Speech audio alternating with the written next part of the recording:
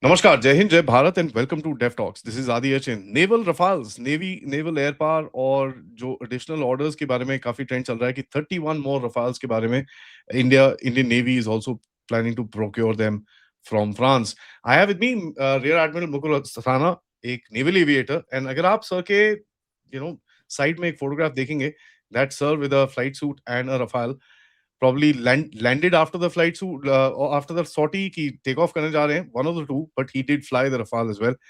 पहले तो सर नमस्कार, welcome back to the show. Pleasure to have you. Adi, Namaskar, Jai Hind, Jai Bharat. It is always a pleasure to come on your show and speak and to be able to talk to your audience. What a pleasure to Thank see you. you. Thank you, sir.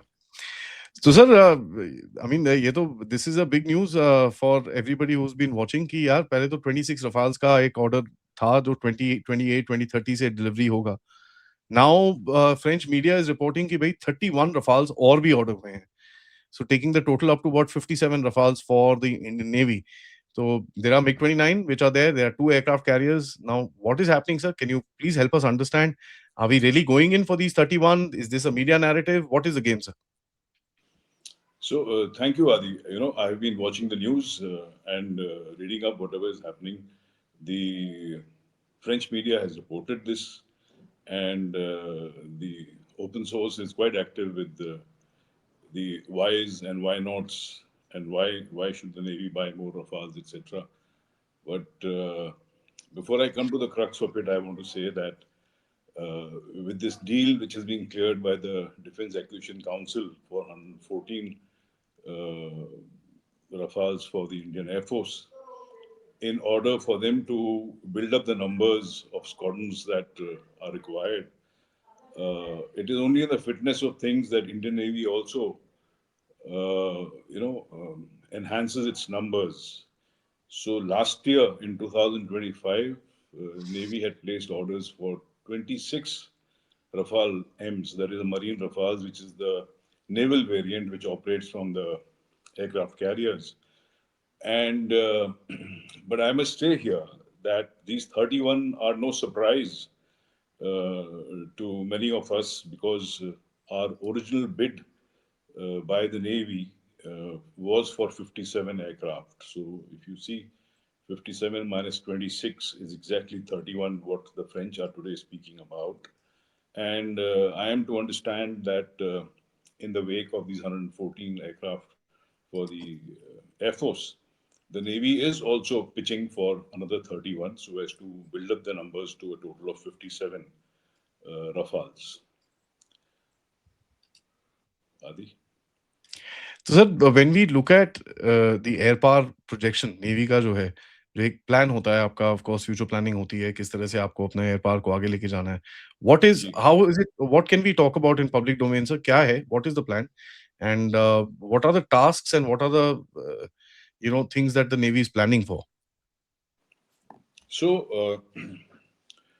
you are aware, India is a growing entity in the Committee of Nations. We are a growing part. We have our own aspirations.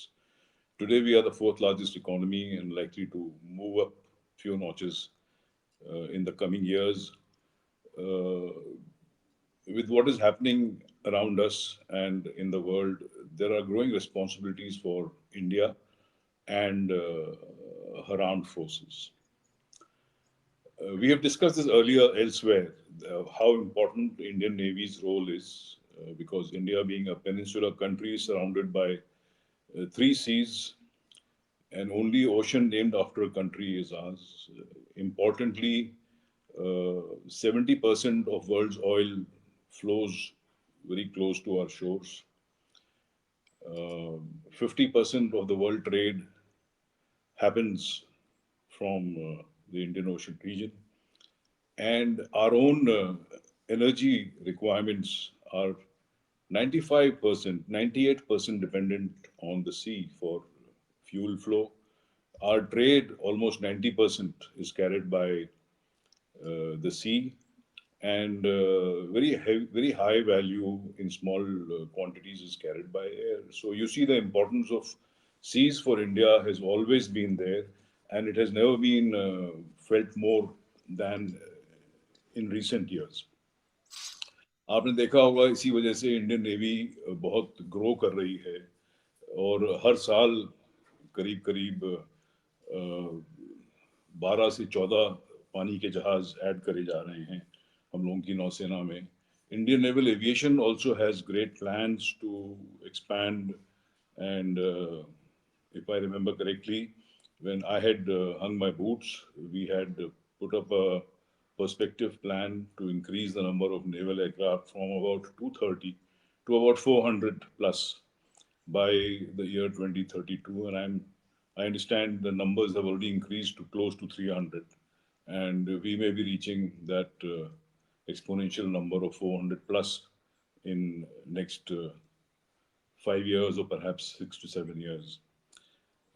Having said that, the role of naval aviation is very important because naval aviation has the speed, the reach, and is able to carry out sanitization and patrolling over large expanses of water, and be able to build a maritime domain awareness with the help of other sensors which may be fitted on ships, on satellites, human, tech-int, etc. So, with that reason, the numbers of aircraft required for the naval aviation have been worked out. And coming specifically to the naval fighters, आपको मालूम है कि Indian Navy presently operates two aircraft carriers, which is INS Vikrant, and the other one is INS Vikramaditya. Recently, our Honorable Raksha Mantri has made statement that India is looking forward to having more aircraft carriers. And the day is not far when perhaps we should be getting a clearance for the third one also. And that is why it is important to have large numbers of fighters available, pilots trained to operate effectively from these aircraft carriers. When you look at the regions and the way that Indian Navy has been operating, इस time पे हम एक चीज देख रहे हैं. We'll come to the Rafale, just to the audience. We'll come to that because I just want to थोड़ा सा एक global, इस region का politic एक बारी देख के then we'll get into the Rafale. The aircraft sir has also flown it, so I'm sure we'll be able to learn काफी ज्यादा इसके बारे में पता कर पाएंगे. Sir, when you look at the region, आपका जो interest area है now it is actually expanding a little bit. आपका इंटरेस्ट एरिया जा रहा है मेडिटेरेनियन से, you are going across to the Malacca states and यहाँ पर एक्टिव ऑपरेशंस आपके चल रहे हैं. मेडिटेरेनियन में आप you doing regular operations with Greece. Red Sea के अंदर आप ऑपरेशंस कर रहे हो, अरेबियन सी के अंदर ऑपरेशन कर रहे हो, bay of Bengal of course yes. And now recently आप you taken over the you started doing patrolling Singapore के साथ डील करके आपने मलाका स्टेट के अंदर भी काम करना शुरू करा है. So there is an expense which is happening. Is there a role of air power in this entire thing और it's basically a seaborne this thing at the moment and future में जाके एयर पावर की बात करेंगे sir? I think very good question, Adi, you've asked. And मैं आपके audience के benefits के लिए बताना चाहूँगा कि अभी मैंने बात करी कितना सारा ट्रेड और एनर्जी सप्लाईज फ्लो करते हैं इंडियन ओशन रीजन से. सो बड़े इम्पोर्टेंट सीवेज हैं हमारे इंडियन ओशन रीजन में, जिनको हम लोग चोक पॉइंट्स भी बोलते हैं. एंड मिसाल के तौर पे there is the Suez canal which connects the Mediterranean with the Red Sea, and south of that we have the Bab el Mandeb, which connects the Red Sea with the Arabian Sea.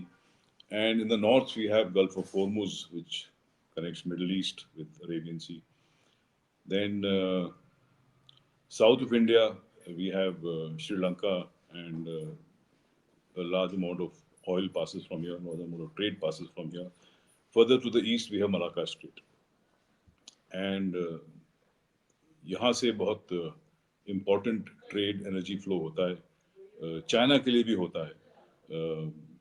इसके अगर आप further east या south east में जाएं तो वहाँ पे और भी स्टेट्स हैं. सुंडा स्टेट है, लोम्बोक स्टेट है, which also are narrow trade corridors which require to be kept under surveillance, monitored, or in a worst case situation, they need to be kept open and ensure that trade supplies flow from there. So, that having been said, and in order for the nations in the world to be able to work and get their trade unhindered. Indian Navy is also being a regional navy here present, omnipotent, omnipresent. It is also a net security provider for ships of all countries. Your second part of the question, how does air power affect this? So, air power, of course, as you are aware, that our naval ships carry integral air. Apart from the aircraft carrier, there are many destroyers and frigates, and even some of the medium-sized ships that carry helicopters. Sometimes two of them, and nowadays they also carry the unmanned aerial Mhm. systems. So, air power is an integral part of the Navy, which operates far ahead of the basic platform, the ship. It gives early warnings. It can equip you with the knowledge and intelligence of what may be present ahead of you. And that is why the role of naval aviation is seen in as forefront of any warfare. The Rafale itself, sir, it's become a, I mean, talk of legend sort of a thing. Even the, अगर आप देखोगे जो op सिंदूर में, the main focus of the Chinese and Pakistanis and Turkish and all these guys were the Rafales. That ये एक जहाज है, इसको अगर हम बता सके हमने गिरा दिया, हमने कर दिया, तो it'll be a war winning sort of a factor. They didn't do it with the Su-30, they didn't do it with anything else. Rafale, Rafale, Rafale, Rafale, Rafale. Why, sir? Why is this aircraft so much in focus? What is so special in this? And especially the naval variant, जो है, French are also using it now. What is so special about it, sir? So Rafale is a modern fighter. It's a 4.5 plus generation fighter, and upgradation is happening on this aircraft in a big way. And this is a battle-proven aircraft. Uh, the French Navy has been operating it for many years. It is well evolved and well developed fighter from the previous fighters of the OEM called Dassault Aviation of France, which earlier had F4s, A5s, the Super Tendards, Mirages, and now these Rafales. So, as I said, it's battle proven. And in our part of the world, there perhaps could be no better aircraft than this. Why has Pakistan said about downing a number of Rafales, which, to my best of my knowledge, is not accurate information? Perhaps because they are obsessed with the fact that India already has 36 Rafales, and now, of course, with the possibility and almost a certainty of getting more of Rafales for the Indian Air Force and later for the Indian Navy is something which is irking a lot of countries. Uh, Second aspect is that the requirement of Indian Air Force to procure fighters had been examined at length, and there were many contenders for this. And after great detail and after great numbers of trials and tests at various different locations, right from deserts to high altitudes over the sea to over jungles, the Air Force found that the French Rafale is a very optimal platform to work. As a result, many other countries are also opting for this platform, and that's why it's a very popular choice by many nations. That could have been the second reason. You can see that एक network बन रहा है of Rafales. You've got France, you've got UAE, you've got India, and you've got Indonesia. There's a Yes, string of Rafales coming across, which is good for yes, us. हमारी industry के लिए बहुत अच्छा होगा, क्योंकि if we are going to be doing this, MRO means we'll be able to actually do spares, repairs, maintenance, whole lot of stuff within India as well. So when you look at that, total Rafales being flown in India in the next some years is going to be close to 200 plus. It's actually 200 plus the number. Uh, and Air Force and Navy का एक काफी बड़ा sync रहेगा इसके अंदर with regards to systems and with regards to um, capabilities, weapons, spares, whole lot of stuff will be this thing. So what advantages something like this gets? On the face of it, we know, yeah, same aircraft hai, pilots can go from one role to the other, training can be common, whole lot of stuff can be common. So वो एक force integration में हमेशा आता है. uh, what else can you kind of help us to understand, sir? So you rightly said, at the end of it, India will operate more than 200 Rafale aircraft. In fact, 207 to be quite accurate, with 36 with the Air Force, 26 with the Navy presently, 114 coming more, and 31 more for the Indian Navy. The numbers will go up to 207, which would be a larger number than what France itself operates. So, apart from this, also come certain benefits of having a maintenance repair organization, or the MRO, which I understand is going to come up in or around Hyderabad. And uh, with the present deal that has been cleared by the Acquisition Council, 18 aircraft will come in built-in conditions. The remainder would be built here in India, where 25% of the components would be indigenous. uh, Dassault Aviation would invest 25% of the deal cost, which is about 3.25 lakh crore rupees, in India. That would generate not only a large, a very large employment sector will be involved. This would also create spin-offs for our aviation industry, which would come in handy for other projects when, as and when India starts the R&D development and production of. Importantly, what is expected is that um, the aircraft which would be built and supplied to other nations would also be built here. As a matter of fact, TASL, which is Tata Aerospace Limited, is already working at uh, making the fuselage of the aircraft. And the engine OEM, which is Safran, uh, they have indicated that they would be setting up a engine manufacturing plant in India. So these are huge, huge commitments by France, by these aircraft OEMs. This will also be very, very useful for our country as a developing aerospace industry for our country, which has uh, been requiring, has been requiring for quite some time in the past. So I think there are great benefits to that effect. Apart from this commonality of a large number of aircraft that the Navy has and those of the Indian Air Force, also brings in a lot of benefits.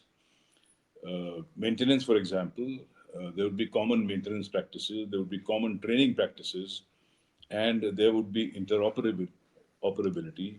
The weapons that are being deployed by the Air Force would be very much common to what the Navy would deploy from these aircraft. There is also an understanding that the Indian developed weapon systems would be integrated Hmm. on the French Rafales that we have presently and would be manufactured in India. So, if you see overall, it gives a very, very holistic, good outlook to our military aviation industry in the years to come. Hmm. That would be very, very desirable, actually. Yeah, it does sound very logical at the end of it. So what else now? The Indian Navy aviation ke andar, and please correct me if I'm wrong, seasoned aviator. One is the fighter role, the attack role, which is done by the fighter aircraft, surveillance, reconnaissance, all that stuff is also there. Monitoring and of course force presence is also there within these aircraft. उसके बाद आपका जो maritime surveillance के roles हैं, the P8 eyes, 6 more are coming in. We've already got a you know decent number of them. We are using other aircraft. I believe the C295 also the Indian Navy has asked for, I think 14 or 15 aircraft in that particular role. Netras are getting now getting into the game. ये भी DAC की clearance के अंदर वो भी है. There is of course अपने Dorniers are there, and you've got other aircraft which are doing the reconnaissance role. Uh, as far as aviation is concerned, so where are the gaps now? So, Adi, you covered the various types of naval aircraft very well. But to just to list them for the benefits of your viewers, We have maritime aircraft in the Navy which keep large areas of our maritime interests under surveillance, under patrol, so that Indian Navy and India is fully aware of who and what is passing through our Indian Ocean region, uh, whether it is a benign or of inimical interest is known to us. Then we have the fighters, we just covered them, to provide fleet air defense for strikes at sea on ships, adversary ships, strikes ashore, as well as to maintain air superiority over the fleet, to prevent enemy aircraft coming close, anywhere close to our ship and trying to inflict damage to our ships. These aircraft, the fighter aircraft, are also used as refuelers, buddy refuelers. They can refuel a buddy aircraft, and accordingly, the radius of operation of the refueled aircraft increases that much more. Then the third type of aircraft that the Navy operates are various types of helicopters. Now, the roles for helicopters are communication duties, but for warfare, what is required is anti-submarine warfare, anti-shipping warfare. That means they can fire air-to-surface missiles. They can launch torpedoes. They can launch depth charges to attack adversary submarine. And lastly, we also have the the unmanned aerial systems which operate both from ashore and from ships. As I said, they don't have a pilot, they're controlled from remote, and they are able to perform most functions which any manned aircraft can do, including delivery of weapons. Now, since you asked what are the gaps, in any country, in any military system, there would always be gaps because your desires, your wants would always exceed what what the funds can provide. So whilst we require very large numbers of these kind of aircraft, I mentioned we require large numbers of even aircraft carriers. What today the country can afford is what we have, and how we aspire in the future is what allocations are made for further progress. So these two things always have it's a work in progress to acquire, to increase the numbers, and if to manufacture, it takes time. So there are Mm. capability gaps, but there are ways to avoid such gaps and to make do with whatever best you have. That is very important, sir. Sir, I want to, in the last part of this discussion, I want to come to the, twin engine deck based fighter. So ये एक एक dream रहा है. Of course, the Indian Navy is always wanted to design this and do a lot of things. And I must say, take my hat off to the Navy, sir. The way you guys really do stuff in the Navy, superb. I think the Air Force and the Army has a lot to learn, and they are learning with regards to design and involvement with regards your equipment. आप लोग जितना effort लगाते हो उसके अंदर, it's commendable, and one can actually see the results now. When the Indian Navy stands up and says, I am not going to import any other ship, yeah, well, that's a statement to make. So kudos to the entire the force for actually doing stuff like that, which is very, very good. So now this fighter also, I believe the Navy wants to get involved with regards to design and everything. uh, Again, another hats off for that as well. Aap, what is the plan, sir? Without me asking any technical question, what is the plan? Okay, so to answer the first part of your remark, I'll not say a question. The Indian Navy went in for designing and building their own ships as far back as 65 years ago. Yeah. And that's why we've had our Directorate of Naval Design and now Naval Design Bureau, etc. And as a result of which, what we see today is that more than 35 ships are on orders on Indian shipyards. We are not importing any more ships, and that is something which, of course, we are very proud of being naval officers. Having said that, I'm sure the Indian Air Force and the Army also are doing their bit very, very well. Yeah, yeah, they've started, sir. There's no question. They've started. I've been trained by the Indian Air Force for 2 long years, so I have a very high regard for their, Yeah, yeah. lineage and tutelage. Indian Army also, of course, has taken great leaps, and now with this Atmanirbhar Bharat, a lot is happening in our country. As far as the TED BF or the twin engine deck based fighter is concerned, uh, the Navy had realized sometime in middle of 2015-16 that the LCA Navy is not going to be a very desirable platform for our aircraft carriers. One primary reason for that was that it was an Air Force aircraft which was uh, later developed to land on an aircraft carrier. And Hmm. as you are aware, Adi, uh, the naval variant was much heavier because of three important parts, which were the hardened undercarriage, which can take the shock of landing on the deck, a very strong, heavy tail hook, which is required to snag on the arrestor wire to be able to make the aircraft stop within 95 or 100 meters of the landing strip. And thirdly, the entire airframe fuselage had got to be strengthened for withstanding the landing shocks. This is something which we had learned from our MiGs. Initially, when the MiGs were brought in and they would come and land, their engine mounting struts would get loosened or they would give way. So, the all of weight of the aircraft remaining same with that of the Indian Air Force, what was found is that the naval variants were able to carry lesser fuel or lesser armament. So there had to be a compromise between fuel and armament, and that was not desirous for Indian Navy. That is the reason Navy put its foot down and said that we are going to have a twin-engine deck-based fighter, which would be able to alleviate all these problems that we had here and preclude such issues. Second, more important reason was that a twin-engine aircraft operating from deck provides redundancy. A Hmm. single engine aircraft, if it has a failure, there is You're gonna no call. way that you can recover the aircraft or the pilot. Pilot has to eject at sea. And today, the world over, most naval carrier operating aircraft are twin engine.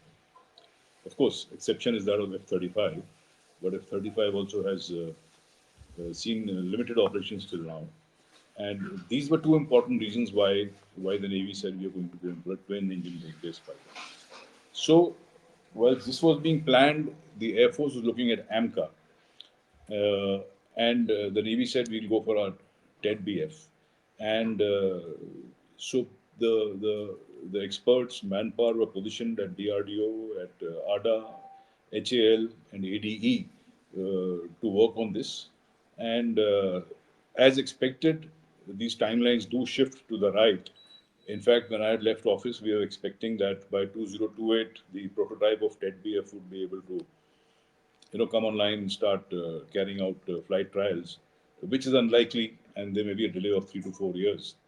And that also would result in the production of the TED BF eventually, and that is another important reason why the Navy is going for 31 more Rafales in the present case. Hmm. What is your this thing, sir, with regards to uh, what would your be perception be about the TED BF coming across? What should it have? Should it be something like the Rafale? Should it be um, something of a longer range, something of a more advanced radar, and of course that sort of a capability? What what should its role be, sir? Because see, the Rafales are here, so it's going to be another 20 years when you will be using these Rafales. So this aircraft needs to be, let's say it's coming in the next 5 7 years. This needs to have that kind of length that it can outpace the Rafale and probably be a stopgap between the next generation as well. So how would you kind of pitch this going forward with knowing that the Rafales are coming in?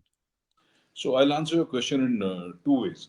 Firstly, the Rafales that are coming into us and that have come already are the four and a half generation, Yeah. and the ones which are going to come. Uh, the first 18 months will also be the same four and a half generation, but the ones which will be manufactured here would move up to five generation five aircraft. So upgradation is a constant part of operating the fighters or any other Mm, aircraft. When mm, we buy mm, an aircraft today, it is not that it will perform the same way 20 years from now or even 5 years from now, because we would integrate many more things. We will have a better radar, we'll have a better software defined radio, we'll have better weapons onto that. It'll have better integration with our existing operating systems, whether in the command or the fleet ships, or for that matter, if I speak about the Air Force with the IACCS. So that's a constantly upgrading technology. So the viewers should understand that what we buy today is not dated or vintage in the next 10, 20, maybe 25 or 30 years. mm, It is mm, upgraded. The same philosophy would apply to TED-BF. We are expecting TED-BF to be produced as a fifth generation aircraft with the availability to upgrade to five and a half and even future generations than that. So, in comparison to what we have with Rafale, in terms of ranges, all of weight, the the radius of action, uh, for that matter, the fuel carrying capacity as well as the weapon carrying capacity, we expect TED-BF to be as good, perhaps better than what Rafale is, and that is what I'm sure the nation is working towards. mm. That's something which is there. So my last question to you would be about the future of air power as far as the unmanned vehicles are concerned. This is something which is, of course, we are talking about unmanned and manned teaming. We are talking about ये जो आपका loyal wingman की बात चल रही है. Whole lot of all that stuff is happening. And plus अभी जो recently developments हुई हैं कि Navy has also taken in काफी सारे UAVs and काफी कुछ करा है उस रेंज के अंदर भी on ship UAVs as well.